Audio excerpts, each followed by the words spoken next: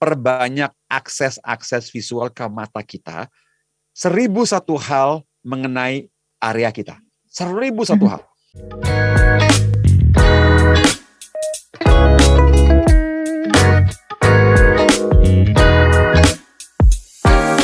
Smart NLP dalam malam hari ini membahas tentang 4 tips cari ide di era pandemi ya. Banyak orang nih yang mengeluh mencari ide di masa pandemi itu sulit ya, susah-susah gampang karena kita nggak bisa kemana-mana, terus juga akses terbatas, kayaknya akan sulit. Tapi ternyata dari 3 tips yang sudah diberikan Pak Hing, caranya mudah-mudah kok dan bisa dilakukan di mana-mana ya Pak Hing ya. Yes. Oke, Ya. gimana sih sebenarnya untuk merealisasikan ide sendiri? Karena saya jujur kesulitan untuk memulainya Pak Hing. Silakan.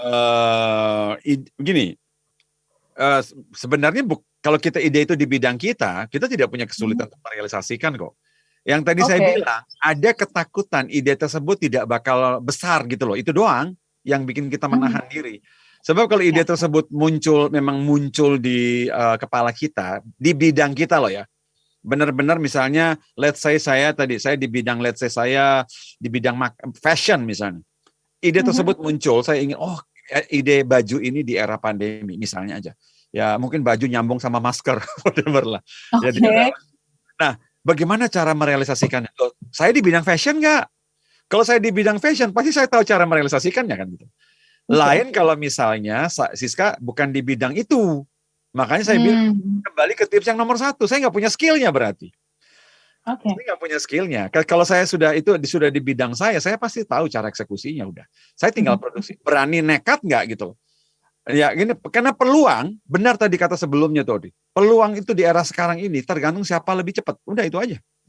Ya. Begitu kepikiran, ada yang sekarang ini orang itu pada lapar sukses lebih lapar loh, Dri. Kenapa? Karena pekerjaan yang normal punya dia nggak jalan dengan baik, bisnis normalnya nggak jalan dengan baik. Jadi soal kelaparan sukses ini tingkat tinggi. Karena itu speed, karena coba lebih cepat gitu loh. Dan kita kadang-kadang kesel. Tadi saya bilang, gara-gara nggak dieksekusi, nggak dijalanin, bulan depan ada yang bilang, loh itu padahal aku udah pikirin loh. Iya, dieksekusi situ. Sayangnya. Iya, gitu loh.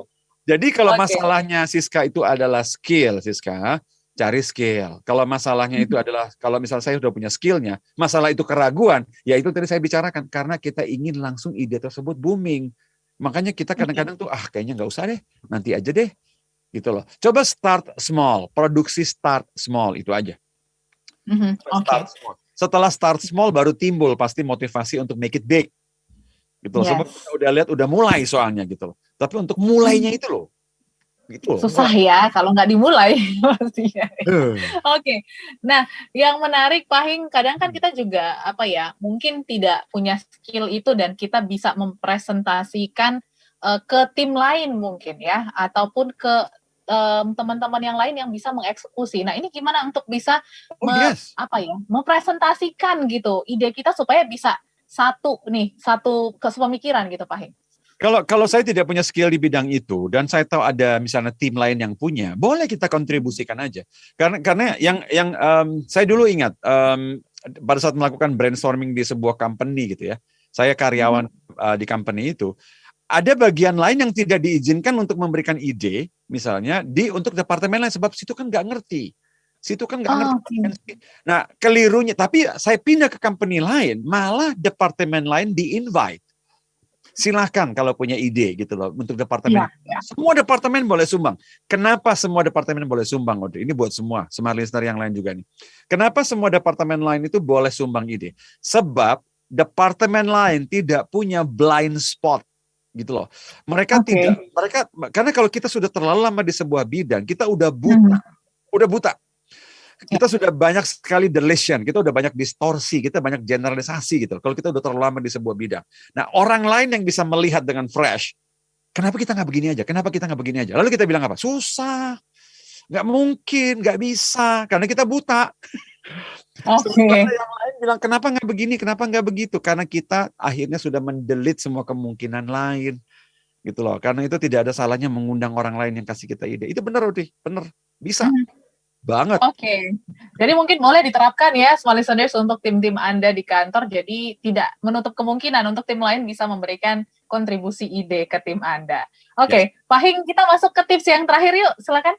Yes, nah ini bebas ini ya, free flow yang terakhir ini bebas. Jadi kan kita ngomong cari ide nih, dari mana saya bisa dapat ide? Nah, saya langsung aja dengan khas NLP adalah visual sama auditory. Nah, tadi awal sebelum kita start ngomongin ide, saya udah bilang bahwa modal kita itu adalah kosakata dan gambar. Nah, dari mana datang aha moment, Audrey? Oh, aha moment itu datang dari mana? Kadang-kadang kita menghayal, kan gitu.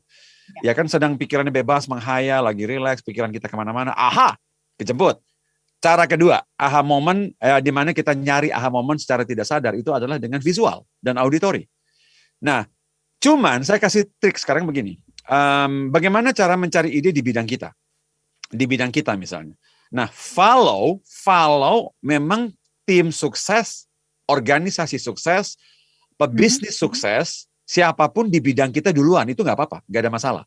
Nah, jadi kadang-kadang kita kelirunya begini, kita browsing itu random.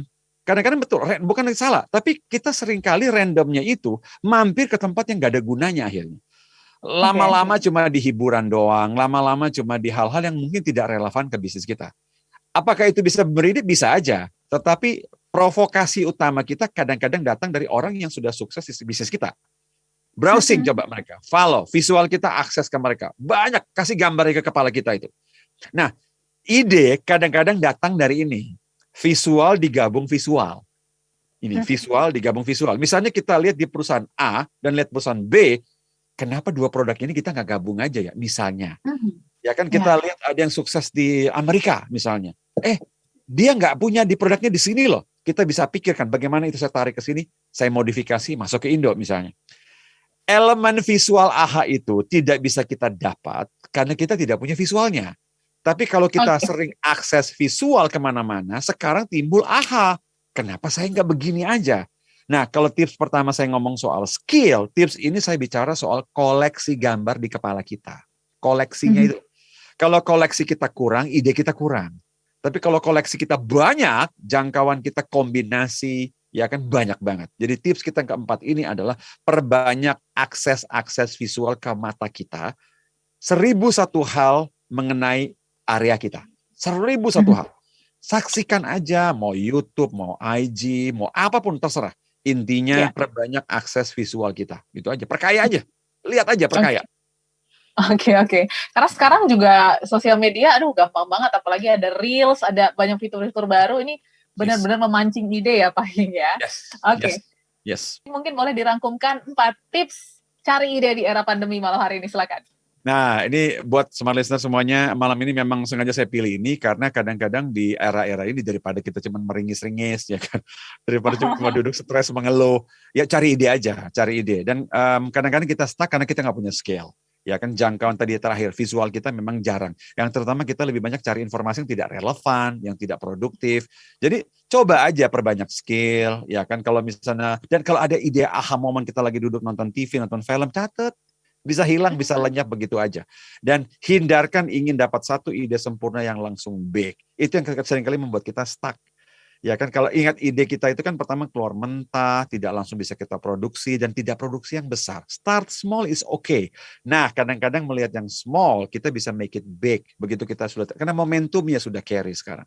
Jadi itu beberapa tips, mudah-mudahan sih menambah inspirasi buat sekarang ini yang lagi stuck dan butuh ide itu.